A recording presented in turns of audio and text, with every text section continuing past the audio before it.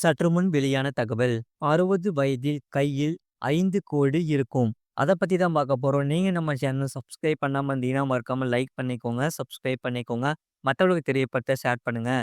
Pension வசதி இல்லாதவர்கள், குறிப்பாக தனியார் துறையில் அல்லது அமைப்பு சாரா துறையில் பணியில் இருப்பவர்கள், சொந்தமாக தொழில் செய்பவர்கள் ஆகியோர் தங்கள் ஓய்வு காலத்தில் வழக்கமான வருமானம் திட்டமிடுவது மிக அவசியம்.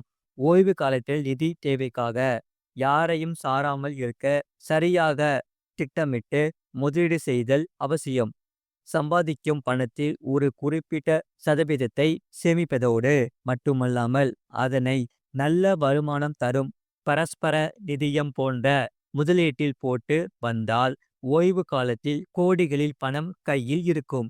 நிதி ரீதியாக சுதந்திரமான ஓய்வுக்கு பிந்தைய வாழ்க்கையை அனுபவிக்க சம்பாதிக்கும் காலகட்டத்தில் பணத்தை பன்மடங்காக்கும் முதலீடுகளில் திட்டமிட்டு முதலீடு செய்வது முக்கியம். இது அன்றாட தேவைகளை நிர்வகிக்கும் அதே வேளையில் வருங்காலத்திற்கு கணிசமான தொகையை சேகரிக்க உதவுகிறது. முழு வீடியோ லிங்க் கீழே இருக்கு. அதை கிளிக் பண்ணி பாருங்க. மறக்காம லைக் பண்ணிக்கோங்க.